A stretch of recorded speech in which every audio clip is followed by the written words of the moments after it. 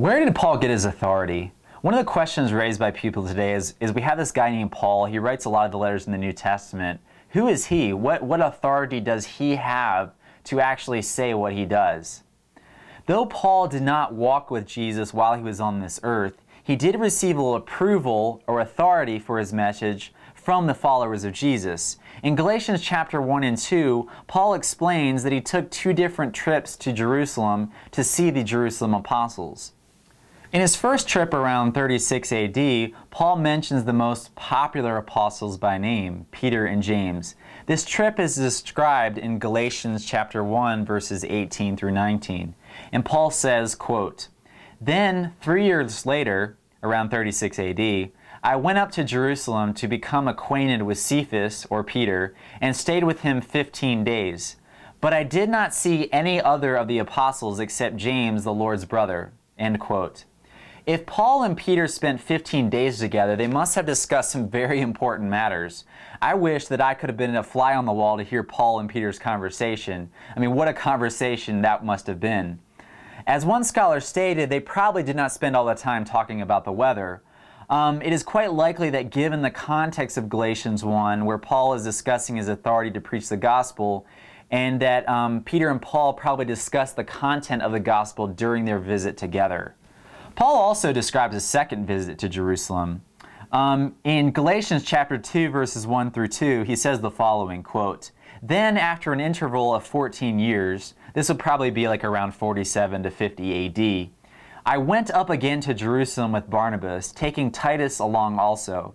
It was because of a revelation that I went up, and I submitted to them the gospel which I preach among the Gentiles.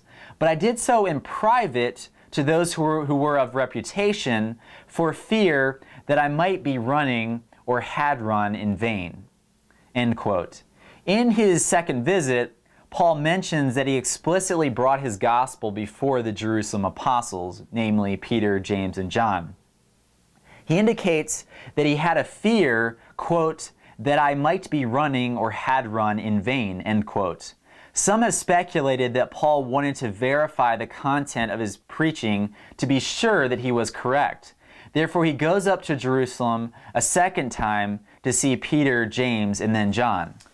Interestingly, the apostles respond, quote, "And recognizing the grace that had been given to me, James and Cephas and John, who were reputed to be pillars, gave to me and Barnabas the right hand of fellowship, so that we might go to the Gentiles and they to the uncircumcised." In other words, the early apostles agreed with Paul's gospel that he preached, and they basically gave him the right hand of fellowship. So Paul goes to them, he's almost questioning, he's sort of questioning his method or making sure what he's doing is correct. He wants to connect with the people who knew Jesus and make sure that his message he's preaching was true. And they gave him the right hand of fellowship, and they say his message is true, and they affirm what he's doing.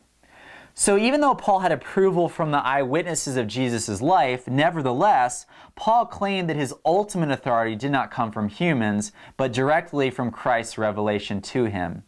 He says in Galatians chapter 1, verses 11 through 12, quote, "For I would have you to know, brethren, that the gospel which was preached by me is not according to man. For I neither received it from man, nor was I taught it, but I received it through a revelation of Jesus Christ." End quote. Paul himself saw Jesus via revelation on his encounter on the road to Damascus, described in Acts and Galatians, in which Christ revealed himself to Paul. He was an eyewitness in the sense of having seen Jesus after his death, as 1 Corinthians 9:1 says. Therefore, Paul certainly had the authority to teach and preach the gospel.